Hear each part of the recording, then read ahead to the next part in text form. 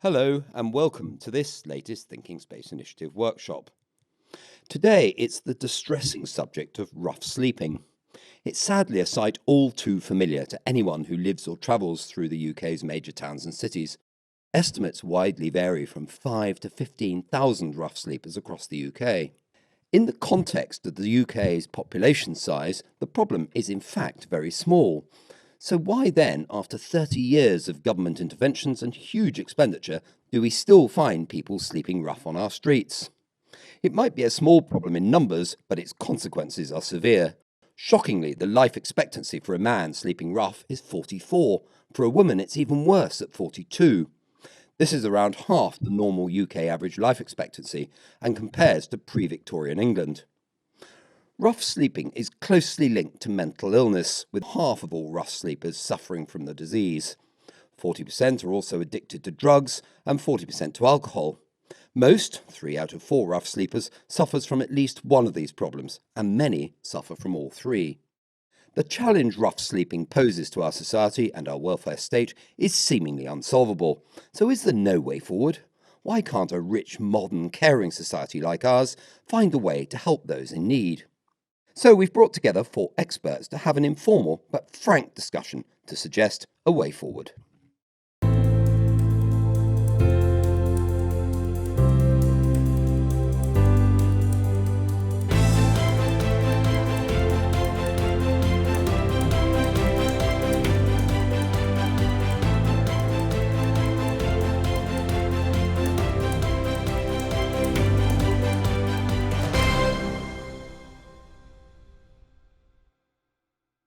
So thanks very much, all of you, for joining us on this Thinking Space Initiative workshop to talk about this rather depressing subject, but something that's been around for far too long and obviously needs to be sorted once and for all, if indeed that's possible. And we're talking about rough sleeping, of course. I'm joined by Phil Turner, who's head of housing at Test Valley Council, which is Test Valley, for those who don't have a good geography of the south of England, is in the sort of Andover area, so just east of Salisbury, north of Southampton, in that sort of nice bit of Hampshire. We've got Roanne Wootten, who's the ops director from the homeless charity Julian House, based in Bath, but covering the whole of the southwest of England. Chris Ward, who has spent 3 years living on the street and is now an expert on the subject, an author and a charity worker, and has dedicated a lot of his time to this particular problem. And Adam Holloway, MP for Gravesham in Kent, who is a former soldier and TV journalist who has slept rough himself, I think, for 5 months of his life, covering this for television documentaries and for newspaper articles, and also in his role as an MP. So Phil, why don't you kick off? It is an intractably difficult area because it crosses across so many parts of statutory services and various voluntary sector organisations and agencies that work together with us to support that, but it does make it very difficult. If we were going to design a system from scratch, and I'm certainly not the first person to say this and I won't be the last, we probably wouldn't have made something so complex that resulted in so many different silos of expertise that are required to help perhaps an individual or a particular cohort. And I think that is a real challenge for us as a country in the context of supporting and alleviating rough sleeping. Roanne, you know, you're at the front end of this day in, day out at Julian House, covering the whole of the southwest of England. I mean, it sounds like on the face of it, this should be a fairly simple problem to solve. But from what we see, it's anything but that. Yeah, I mean, it's incredibly complex. There isn't any solutions that are one size fits all. So people really span across the spectrum of need. So you have people who have fallen into rough sleeping through very challenging circumstances, relationship breakdowns, loss of job, and a combination of real challenges that have meant that they have slipped through the system and ended up on the streets. And then you have people at the very extreme end who have experienced years of trauma in their lives and have been really challenged by the system itself through leaving care or have been in and out of prison as young people, and have then ended up in a situation where they're very mistrustful of the system. So there isn't a a one solution for the complex problem of rough sleeping. We do have to look at localized solutions, and even further than that, we have to look at personalized solutions for people who are sleeping rough on the streets. So it does have to be a very system-led solution, but the people have to have a voice within that, so that the system can be designed in a way that meets their needs. If I turn that maybe to Chris, because Chris, you've experienced this firsthand, you've seen it from the sharp end, and now you are an eminent author on the subject and a charity worker. So you come at this from a perspective that probably very, very few people do in terms of your level of expertise.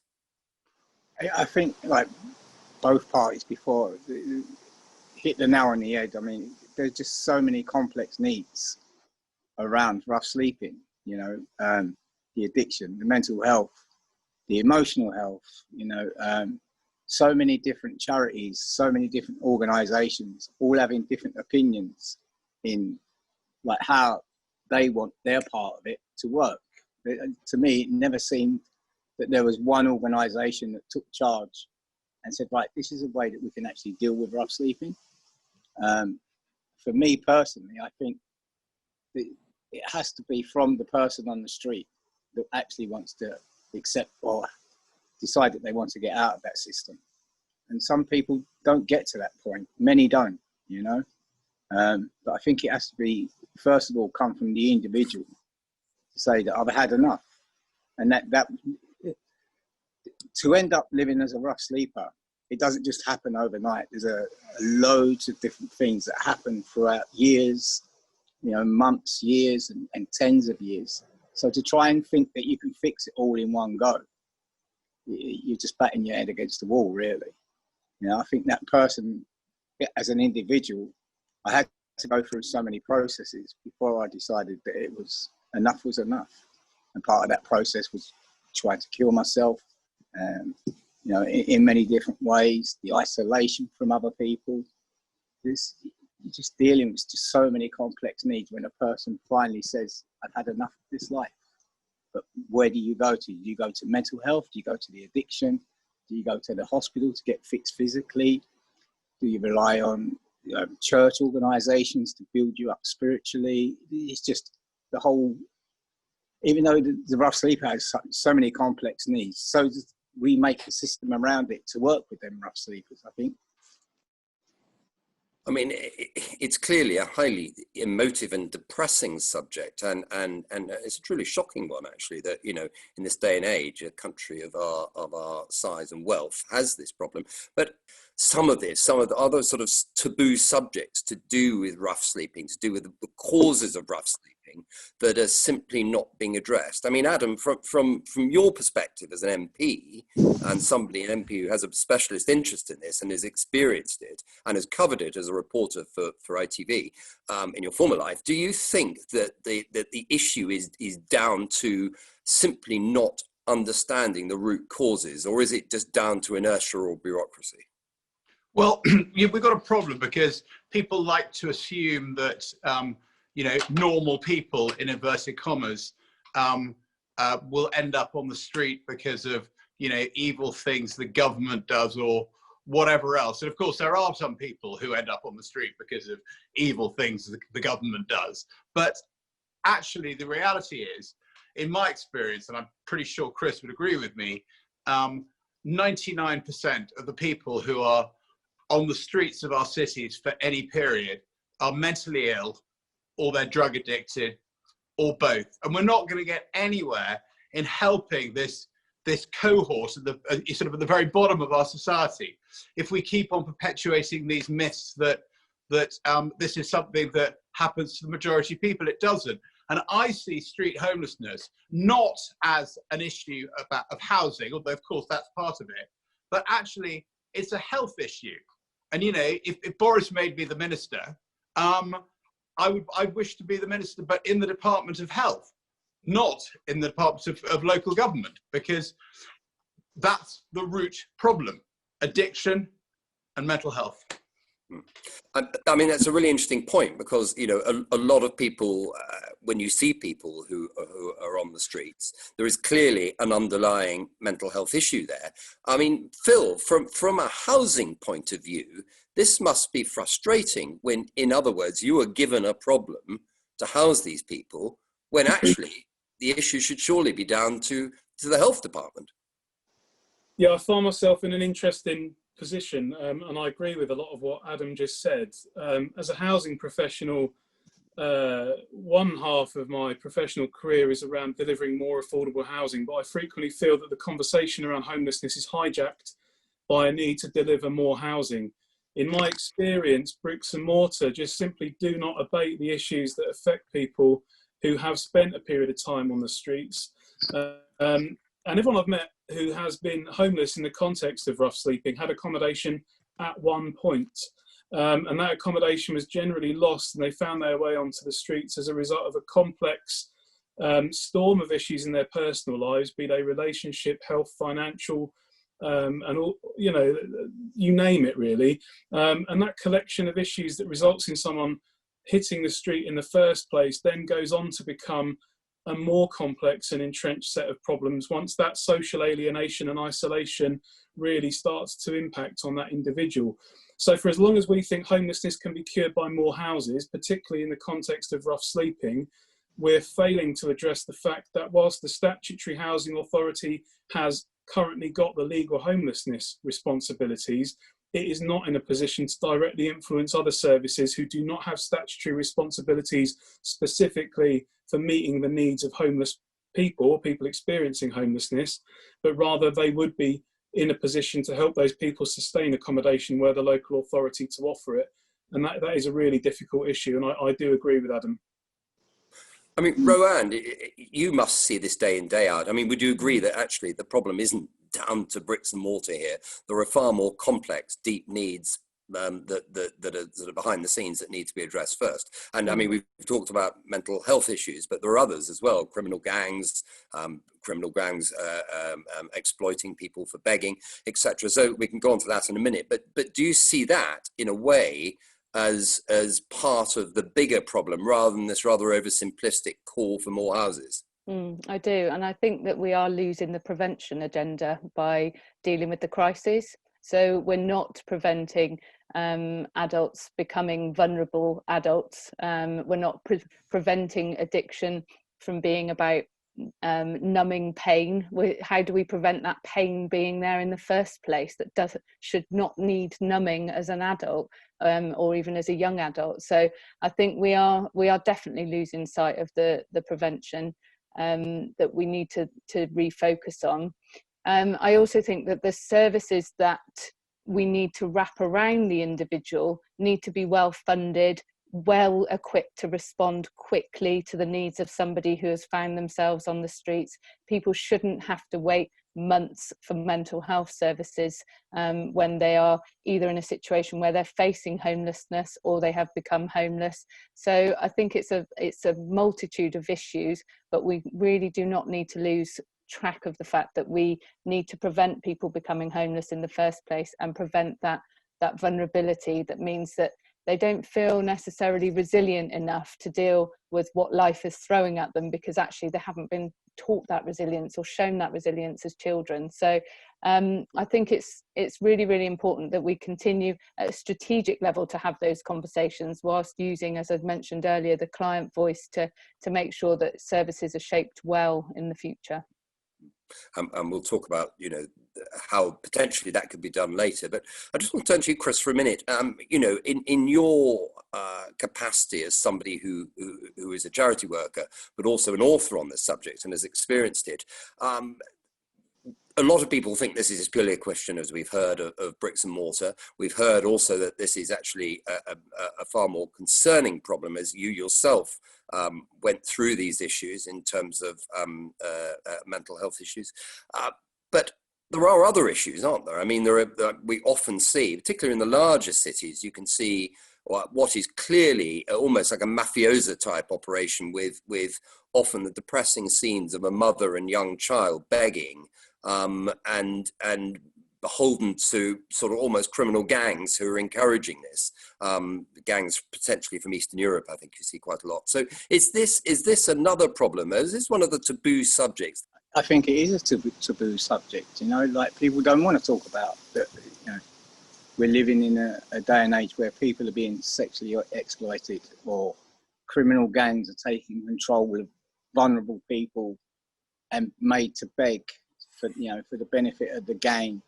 You know, people trafficking and things like that. We all seem to want to forget about them issues. You know, we concentrate on mental health and addiction as part of rough sleeping, but some people are made to go and sleep rough. You know, like lots of the Eastern Europeans that you see begging on the streets, they're not begging for themselves, they're begging for criminal gangs to get criminal activity, you know. And what is the point of offering someone like that any bricks and mortar? That would totally, I mean, this idea that we're going back to about the bricks and mortar being the foundation of helping people off the street. To me, when I got off the street and I was offered a flat, all it done, it created me being isolated even more because I wasn't with people that I knew, and depression set in. I was looking at four walls and a roof that meant nothing to me. I didn't have to pay, I didn't know how to pay bills, I had no furniture, and it just like everything was just pushing me down. Whereas on the street, I had friends. Yeah, we was addicts, but we was all friends. And they was the friends that I mixed with, but I got taken away from that and told that I'd be better living in accommodation. That would fix me. That made me worse. It's far much down the line that people need houses and stuff like that. Chris, I mean, I remember years ago, having been to the midnight service at the church up on King's Farm, going into someone's flat where there was no furniture and the person was unconscious on the floor with loads of bottles and empty cans. And I took 2 sacks of bottles from this flat. Do you know who I'm talking about, Chris? I certainly do, Adam. It was me. So Chris's point about, you know, people being lonely and isolated. Well, let me give you another example. I was sleeping a couple of years ago around the back of the Goods Inn at McDonald's near Westminster Cathedral. And I was sleeping amongst all the sort of spice addicts, but there was one guy there who wasn't a spice addict. He was an alcoholic. He was called Andy. And Andy actually had accommodation, I think, in Welwyn Garden City or something. He showed me the keys to his flat. But Andy was living out there like that because in his flat, he was lonely. And, you know, where was he to get the money to buy all this beer he drank? Whereas if you're in central London, you know, there are people who, you know, will come and be kind to you. There are people who give you money so you can buy the booze. So it's not just that Andy was an alcoholic. He was actually trying to fight off loneliness and isolation in the same way as the guy who was unconscious, you know, at 1 o'clock in the morning on Christmas Day, you know, 2007 or whatever. You know, it's loneliness. And then the other issue as well is you know, people say a drug addict, at some point they want to stop being a drug addict. They want treatment. Well, if they then have to wait 4 months to get some treatment, if any, it's a lot less effective than if you can have, you know, immediate intervention when someone's ready to stop taking heroin or crack or whatever else. Am I right, Chris? Yeah, yeah. I mean, a lot of this is like, you know, in the funding today that I see doing the charity work is we get people come in and go through, you know, they want to go through a detoxification of alcohol, but then there's no rehabilitation after that because they've got to wait. So then they're back on the street. They've got no accommodation, but they're back on the street and they're mixing with the people that they used to drink with. So they start drinking again. They feel better in themselves because they haven't had drink for 12 weeks or 6 weeks. So they're able to drink again. And that's what happens. And that no one's looking at the root causes of things. They're just saying, yeah, well, you know, if we give you a flat that you can go in, it's not the answer. The answers are the roots of what's happening to these people before they become addicts. Yeah, like Roanne was saying about going into a flat and paying rent and paying bills. I'd forgotten how to do that. I'd become dehumanized living on the street of how the world worked. And so just taking things back to a basics where I could be taught how to pay bills once more, or how to write properly. You know, not do a CV for a letter or for a job, but to do a CV about myself, so that I know that in the morning I get up and I have a wash, and I'm able to have a wash every day. I forgot that concept even of washing every day. You don't have to make things really difficult. Let's look at simple things that start to generate some self-worth in people. And that can be done on the street in little groups once people want to do that thing. I mean, there's been endless initiatives, haven't there, in the past by governments. Governments have thrown money at this, but yet the same problems seem to reoccur time and time and time again. And, you know, everything I've heard seems to be pretty much common sense. But why is this not getting through? I mean, for you, Roanne, it must be incredibly frustrating when you are ops director of a charity that is attempting to solve this problem, and you see government spending money but not actually addressing the problem. Sure. I mean, I think what we've done is we've also lost the speed at which we could get people into rehab. So rehab beds now have been so cut, so you know, you just don't have the opportunity to get into rehab in the same way as you did 10, 15, 20 years ago. And I think that's really difficult. So rehab doesn't become an option for people because there are so many hoops to jump through. There are so many conditions for people to meet. But in addition to that, there are so few funded beds for people to properly commit to and go into detox and rehab, like you were saying earlier. I mean, I think there's a couple of things for me. We just have to move away from this assumption that people want to live on their own as well, that they do want a one-bed flat, and offer the option of people to live in smaller, maybe 2-bed units, for example, together, if that's what people are asking for, which comes back again to listening to the voice of the people that are using our services. But then there's also the kind of wider debate around how much we give to people on the streets. We've got multiple amazing community groups out giving out clothes, food, etc. But like you were saying earlier, that disappears if you move off the streets. So how do we then make sure that we are driving people's support in the right place, driving volunteer support in the right place? Does that local community need another soup run, for example, or do they need to be supported into helping people who are in their accommodation and maybe struggling because they're so lonely, and actually they're coming to that soup run because they just want some human interaction? And maybe we can target that level of goodwill and support and volunteering in a much better way. But organisations and charities need resources in order to do that, and in order to provide that good structure that then targets that amazing community support in the place that it really does need it, which is often people who are feeling lonely but are in those 4 walls. Yeah, and it's to follow on from what you're saying. I mean, it's an utter false economy because you know, if you're a heroin addict at Victoria Station, you're probably spending what, Chris, 100 quid a day on smack? What would it be? Yeah, easily. Yeah, 100, 200 quid a day. Now, the only way you're going to get £200 a day if you're a heroin addict is basically by begging or stealing. And the public are extremely kind, and they give money to the homeless. But, you know, not exclusively, but predominantly, that money is being used to fund an addiction. So in a sort of wider society, if an addict is getting 100, 200 quid a day from the kindness of strangers, actually it's costing society far more in the long term than funding those beds that Roanne just described. You know, we've definitely got to be more joined up on this.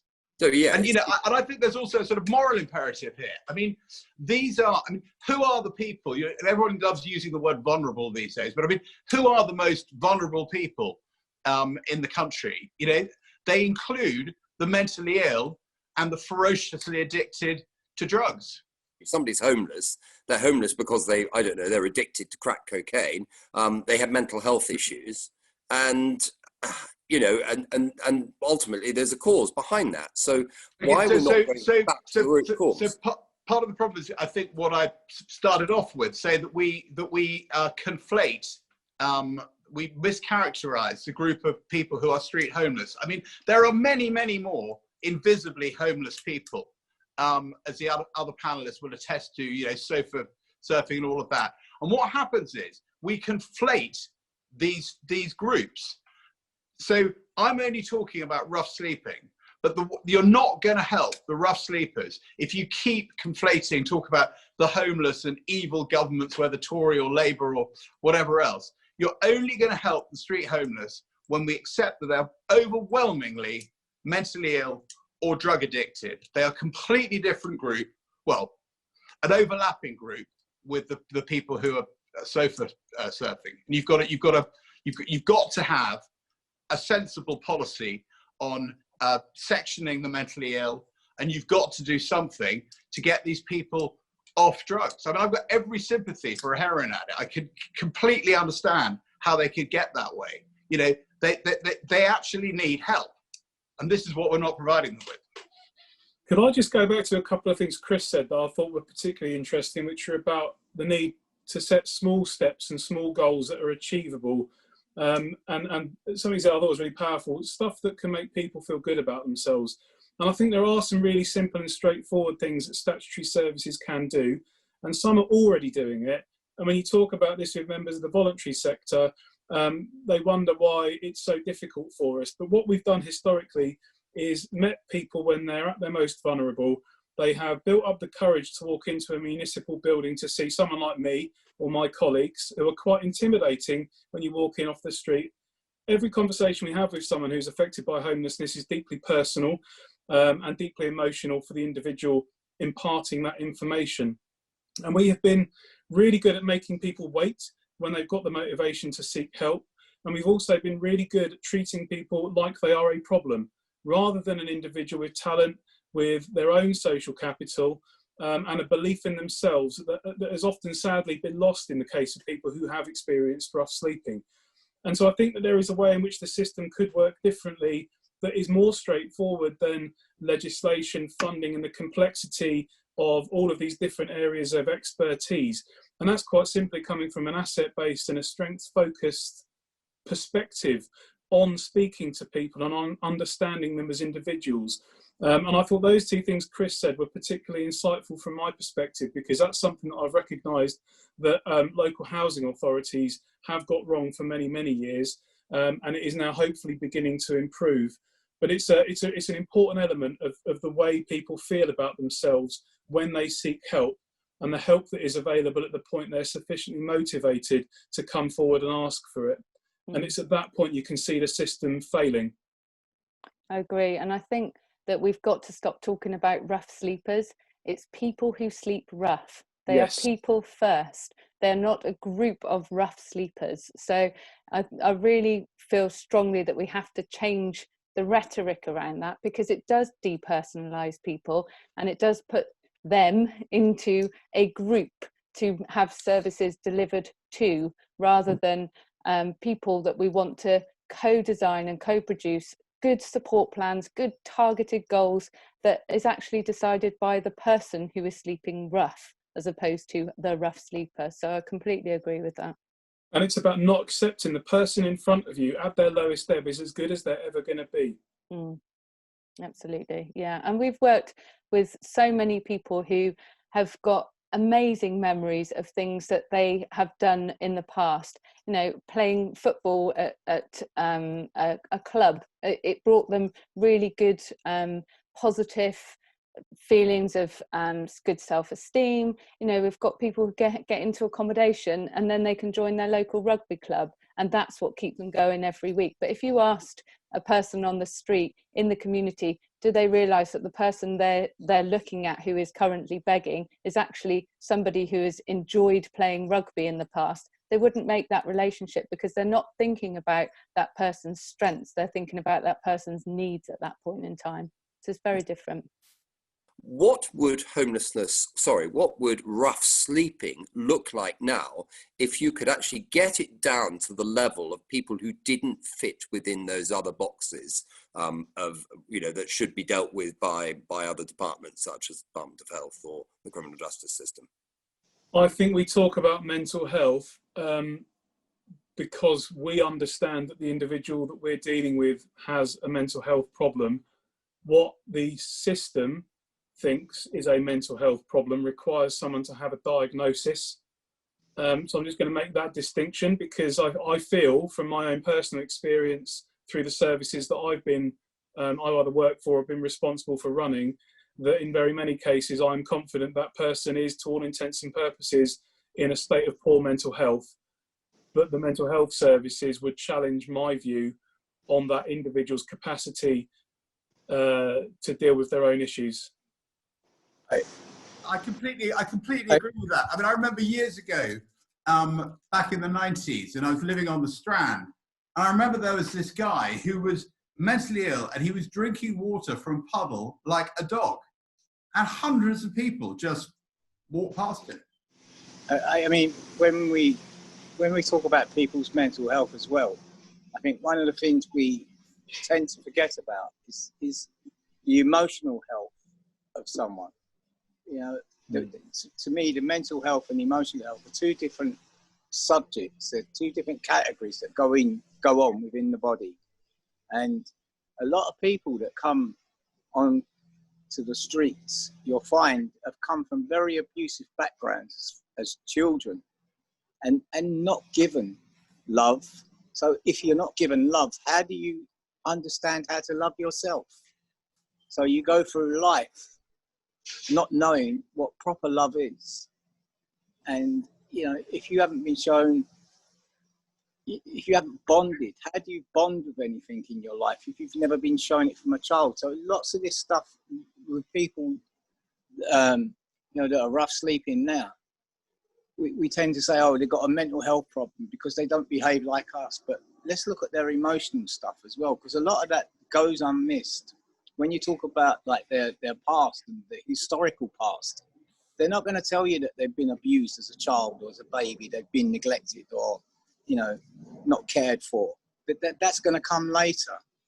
But just, you know, we have to think about these things that we're not thinking about at the moment, I don't think, in when it comes to, you know, like cancers and things like that. When they say, oh, this person hasn't got a clinical diagnosis of a mental illness because they haven't got one from the mental health team. Because there's no diagnosis of a mental health issue, then it doesn't get recognised, because someone from mental health doesn't see what a person sees every day that's an outreach worker, you know? And so they do these forms and they say, no, you haven't got a mental health problem. Or they don't even talk about their emotional stuff. And I think that's very important. That was very important for me, that I began to understand what was actually going on with me. Because when I was an addict, I used to go to meetings and people would say, oh, my life's great because I've given up drink or I've given up drugs. And my life is still horrible, but I never understood why until I understood the emotional damage that happened as a child. And we need to take these, to encourage these people, to go back to their childhood and talk about the good things, not just the bad things, but the good things like playing rugby or playing football or swimming. Just installing good stuff, good memories into them, I think. And there is still this myth that if you're using drugs, then you can't access mental health services. So instead of working with somebody who has what is termed as dual diagnosis, who has that mental health issue and is using drugs, mental health services, not everywhere, but still say we cannot work with this person because we can't get to their mental health through their drug addiction. And that just isn't the case, but does still get people still feel very palmed off by that contact with the mental health services, because actually for them they're often medicating their mental health with that drug use. So it's a really challenging position to be in, and there has been some progress, but there is still that myth that people who are using drugs can't access those mental health services. Well, I think linked to that as well is the classic thing of, well, if the individual isn't engaging, then they won't be able to access a service. But that individual has no reason to trust us whatsoever.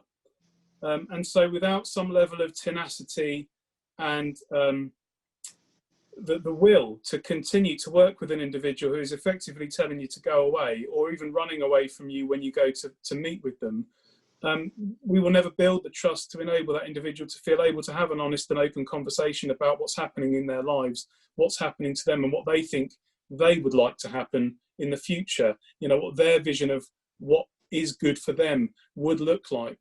And that's another real challenge. And I think we've gone down this road, Adrian, because he talked about people not ticking boxes. And that is exactly how the system functions, unfortunately. People must tick the right boxes to achieve the right support. And we're talking about a cohort who, the ones that I have been most concerned about in my career, are the ones who simply do not tick the right boxes to access the right support that they need. And they're not going to engage if services allow them to walk away without being challenged, without going back to talk to them again, to try again, and to do that repeatedly until they've won that person's trust to the extent that they might start to accept a service.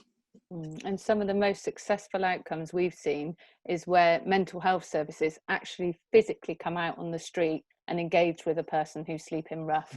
And that it's just that kind of coming into that person's space, offering a specialist service where they're at, starts to build the trust on that person's terms, rather than saying, here's your appointment for 2 o'clock on Tuesday. If you miss it, it'll be another 2 weeks before we can give you another appointment. So that is definitely where the successes come, where those specialist services actually come out and visit that person where they want to be visited. And that could be the streets, that could be a hostel, it could be a day centre. It's the place of that person's choice where they feel most comfortable, potentially accompanied by their outreach worker, but you usually engage that person just at that right moment in the space they feel most comfortable in, rather than them coming into that what is often more clinical space. So any kind of specialist outreach work that can happen really does produce the best outcomes. But again, services have to be well resourced to be able to allow that staff member to come up and out of that office and spend that time potentially tracking that person down, because they might not necessarily be in that same spot every day. So that again comes down to good funding of those services, both statutory and voluntary. I mean, one of what you're saying there, Roanne, we've been kind of implemented that in the hub where I'm working at the moment, or volunteering, sorry. But when you're a rough sleeper and you're told to go to A building, then you're told to go to B building and C, and you spend the whole day going round in a circle. So what we do now is we say to the council, well, why don't you bring a worker to the hub and have the person working in the hub where the rough sleepers are, where they feel comfortable, and they're going to talk because they're in a comfortable environment. They know everyone, so they're given a space where they can do that. The mental health worker, we're still trying to work on that to get them to come in. DWP, so that everyone is in that building, just one worker. They feel comfortable because they're out, like we as outreach workers, we're there to control anything that gets violent, and sometimes it does, but they feel comfortable now because it's been running for the last 3 months, and they're getting, the rough sleepers are getting used to not having to be tramping around the streets all day long and getting no satisfaction. If they don't get no satisfaction today, at least they know tomorrow they can come back to the hub and the worker will be there and they can start again, not keep walking round and round in circles. So maybe if the issues could be addressed at an earlier phase, would that ultimately lead to less people being in these dire straits that we find them in now? There's some structural ironies behind that, and I preside over one of them in my field of work, which is you have to be in priority need to get interim accommodation under homelessness legislation.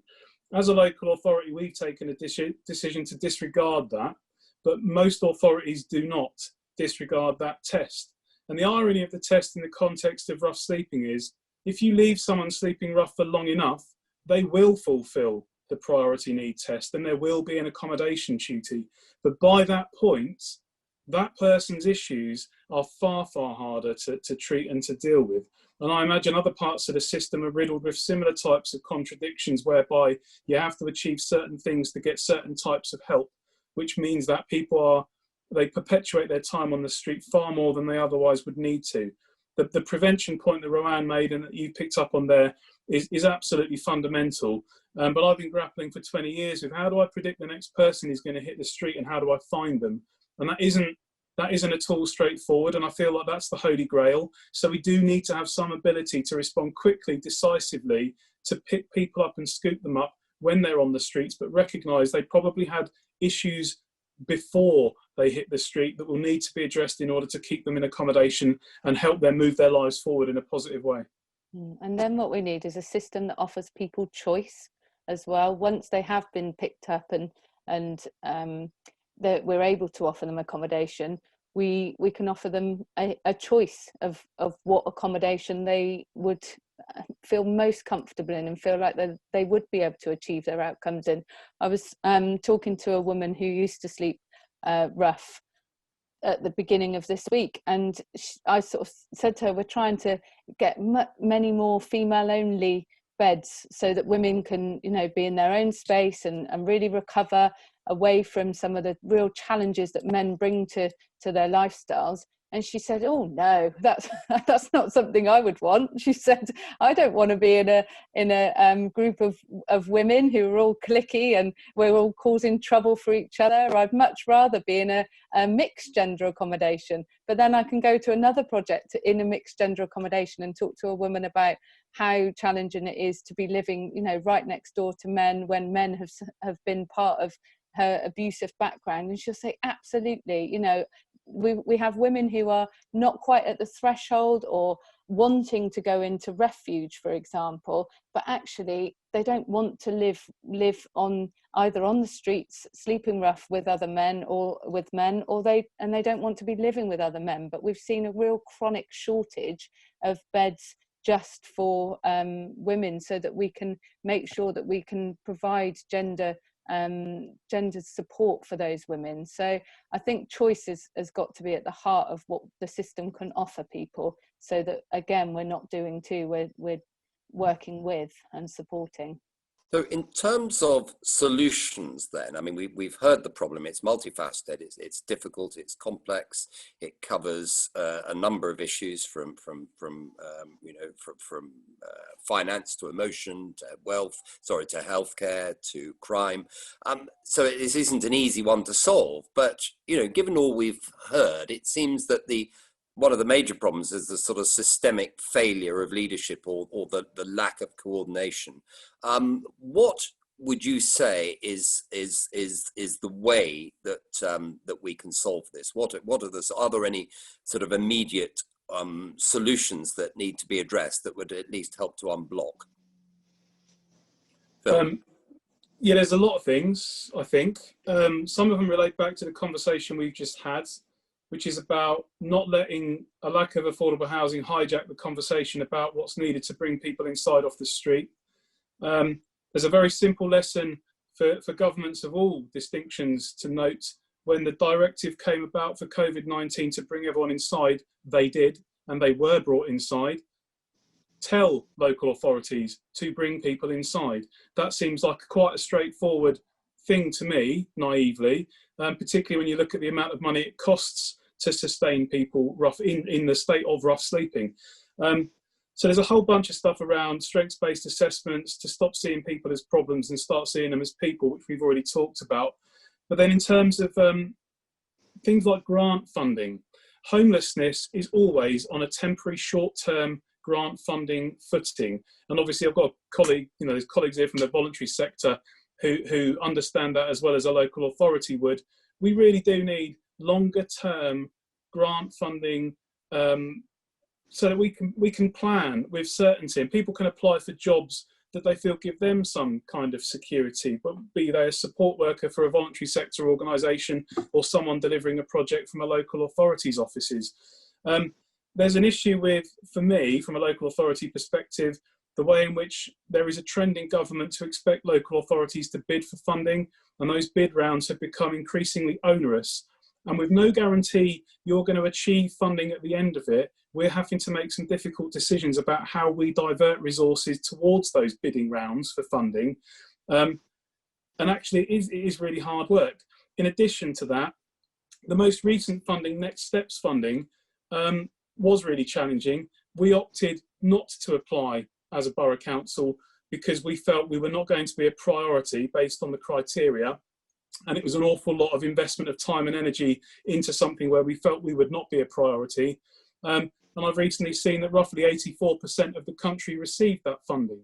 So if you're going to fund 84% of the country, having made them jump through hoops, why not fund the whole country to do something positive with that money? I mean, just wanted to go back to what Phil was saying about the funding, and the expectation on services, even if they do bid for that funding and they are successful, is to then deliver on those projects in almost impossible timescales.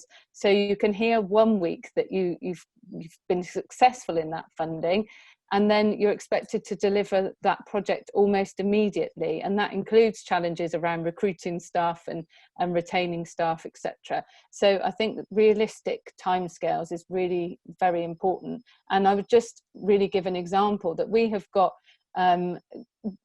quite a number of staff who are within 6 months of the funding for their post ending, and there is no certainty around what's going to happen next, and how many people can live and support themselves and support their families when they're within 6 months of potentially losing their job. So it's a really unacceptable place to be in. It doesn't give the support workers any stability, and then in turn it doesn't give the clients any stability, because their support workers start to look for other roles, and voluntary sector, statutory sector, the employer potentially loses a good member of staff because another provider or another employer can offer a 1-year contract rather than the 6 month certainty that they've got at the moment. So it's really important that we have that longer term funding if we're going to enable staff to build that really positive relationship with those people who are sleeping rough, in order to help them move off the streets. But at the moment, we're just lurching from 1 year to the next with some conversation around longer funding. But even the longevity of that funding is not enough. We need real security in the sector so that we can address the problem of rough sleeping. Chris, do you witness at the ground level this sort of sense of frustration that's been outlined by Roanne and Phil here? Yeah, definitely. I mean, our centre manager, I think she's got 2 months left of her funding, and then no one's come up to her and said, well, we're going to fund this project again, because like you worked all through COVID. You know, we just won an award.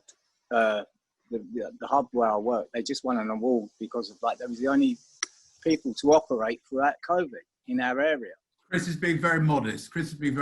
What happened was the churches that were giving a lot of help to people, most of their volunteers were over 70, and literally Chris and a couple of other people, including the centre manager Vicky's just referred to, were utterly heroic from the beginning right through all those days. So don't be modest, Chris, you were amazing. Thank you. Adam, but getting back to the point is that like Vicky, the centre manager, I mean, she's been working sort of 16 hours a day, and she's got 2 months left of her funding, and no one's bothered to come up to her and say, look, we're going to get this funding for you, don't worry about it, we'll push it through for another 3-5 years or what. She's got a family, and so it affects her. This funding needs to be sorted if they want the problem of rough people sleeping rough. If they want that problem to be sorted, then look after the people that are actually out there working. Don't keep coming up with all these big ideas about we can do this, we can do that. In the hub, we take it back to simple things: giving the person self-esteem, giving them a sense of worth, treating as a human being. They're not rough sleepers when they come in. They're human beings, and they go out feeling rough sleepers. It's only when they're sleeping on the street that they become a rough sleeper again. Try to take the stigma away. Adam, do you think there's perhaps one of the solutions to this is to almost do what the police have done with us, a local police and crime commissioner? Do we need almost like a sort of an area rough sleeping czar with real teeth to sort of cut through the bureaucracy? Yes, I mean, I was in a sort of soup kitchen up in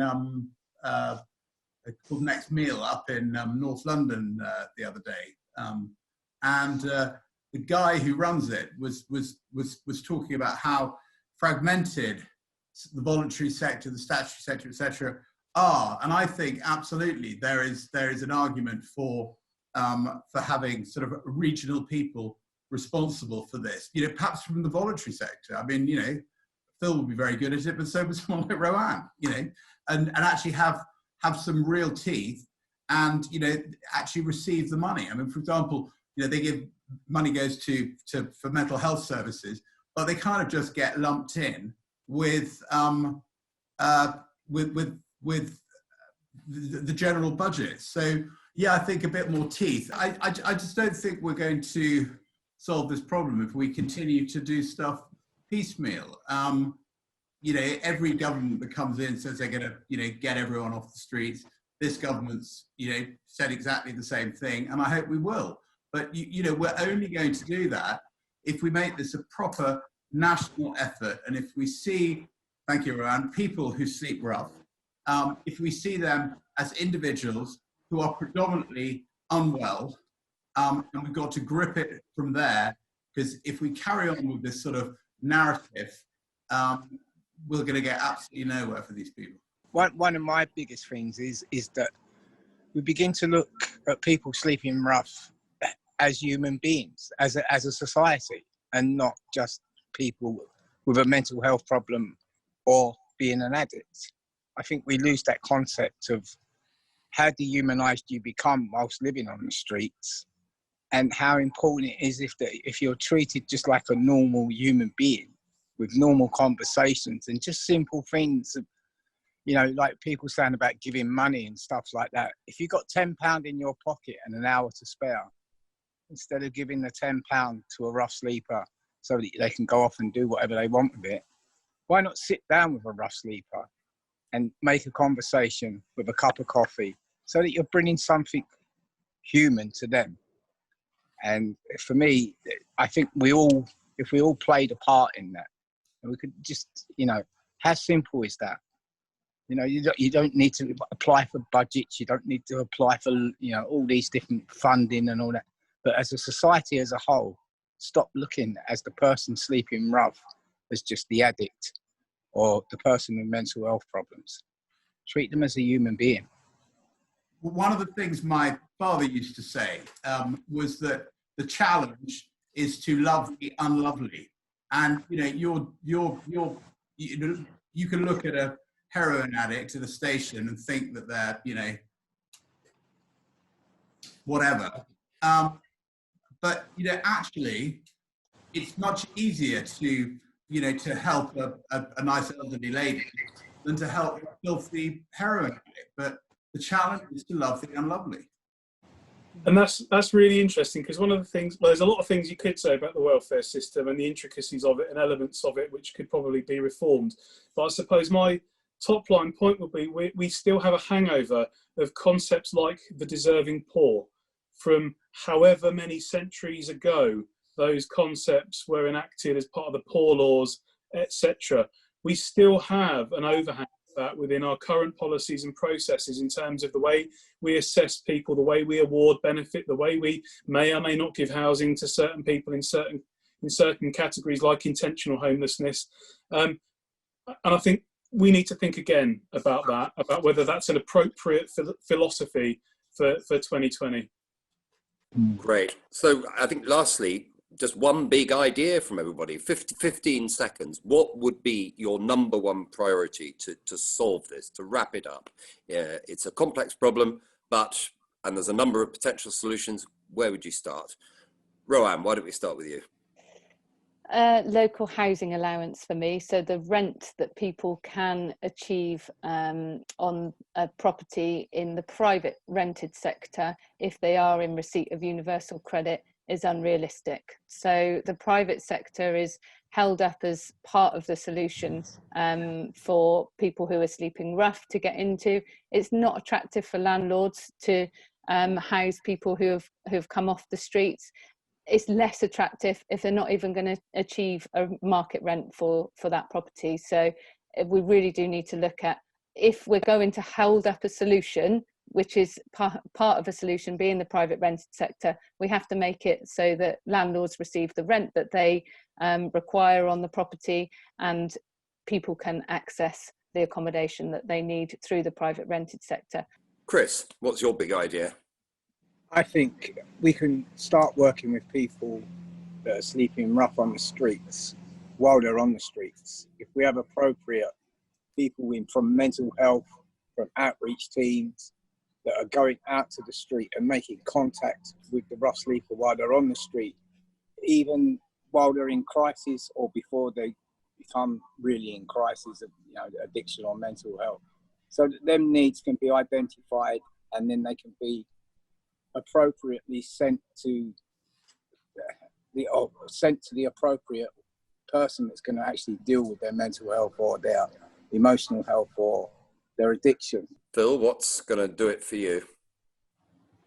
Yeah, you only wanted one, didn't you? I've got two, but it's kind of a cheeky three. I don't know if it's particularly innovative, but the funding problem, longer term grant determinations is fundamentally important, and change the law on homelessness. So two things that could be done: abolish priority need as a concept, take that out of the law, and enhance the duty. So we've come a little bit of a way insofar as there's a duty now on specified public bodies to refer people they identify as at risk of homelessness or homeless into housing services. Enhance that with more duties on aspects of the wider system to take ownership of homelessness, so that it isn't all about housing. And lastly, Adam. What I said before, the vast majority of street homelessness is related to mental health and addiction, or both. And we've got to have a sort of paradigm shift and start seeing this as not fundamentally about accommodation, although that's part of it, but as a health issue. We need a minister in the Department of Health responsible for helping rough sleepers, people who sleep rough. Wonderful. That, I mean, it's been a humbling experience talking to you all, because it's not a subject I've had any direct experience of. Gladly in one sense, but obviously it's something that affects all of us in society. It's something that's not pleasant, and it's particularly unpleasant for those involved. So it's nice to be able to try and think of some solutions. Roanne, Chris, Phil and Adam, thanks very much for joining me. It's been really fascinating to hear about this subject, and it's certainly something I'll think of a lot more. So listen, thank you all very much for joining, and this is exactly what Thinking Space is about. It's about chewing the fat and coming up with hopefully some solutions from different angles, and finding common ground, and actually solving real world problems that often seem indetractable and unsolvable. And we all know that with the right mindset, a lot can be solved. So thanks very much for joining me again. Thank you very much. Thank you. Thank you.